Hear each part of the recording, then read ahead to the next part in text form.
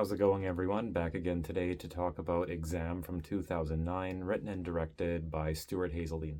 This was a first-time watch for me, and now having seen it, I honestly don't know why I hadn't watched it up until now, or why I hadn't heard more about it. I had heard the odd vlogger drop it from time to time, maybe, but for the most part, there's really not a lot of chatter out there about this one. This is one of the best examples of a bottle film scenario that I've seen in a while, or even ever.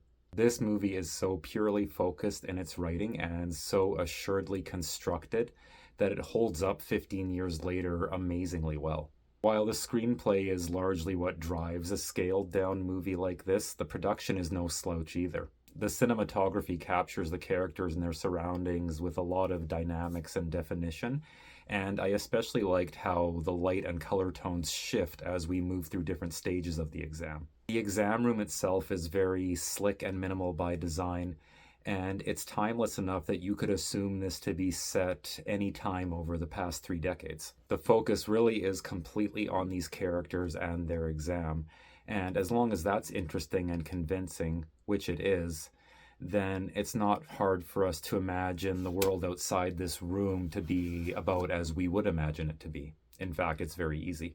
Which is why I suspect this movie will continue to be enduring and will only keep growing very slowly but steadily in its overall appreciation as time goes on. It also has a lot more depth than it appears to at a glance. It does work as a reflection of the cutthroat nature of the job market and the economy in current society, but on a more subtle level, it also touches on how we take a lot of our immediate surroundings for granted without ever really examining or considering anything all that closely or carefully.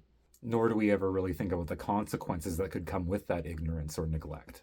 The way that the characters face problems and have to sometimes work together to get through them does remind me a little bit of Saw or the movie Circle, if any of you have seen that. But the important difference here is that all of these applicants can leave at any time if they want to. They're there purely by choice, not because somebody abducted them. Because voluntary action is what drives the narrative almost exclusively, the action is able to further characterize all the applicants and progress the story at the same time. Even the flashbacks, which usually annoy me in movies this short, do add character. Exam really is written and executed on a much higher level than I expected. When I put it on, I knew that I would probably be entertained and I'd get some novel amusement out of the whole bottle concept, but I was sincerely surprised by how involved I got. The cast being primarily talented unknowns is also an asset in this case because it supports the whole air of anonymity that exists between all of them.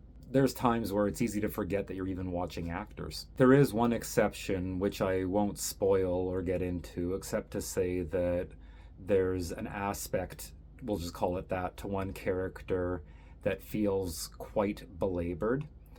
And it's to the point where you can sort of catch them acting part of the time.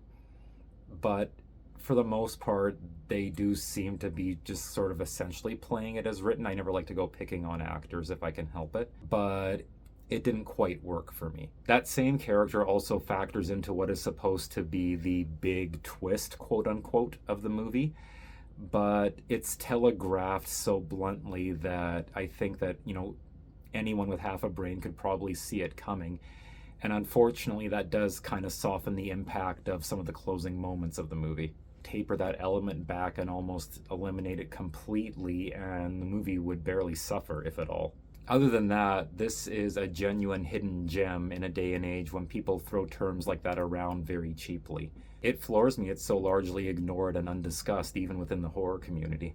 Maybe it's because a lot of people tend to view bottle films as just kind of an exercise or a glorified demo reel for a filmmaker, but Exam is as fully rounded and realized a film as anything in the Saw franchise.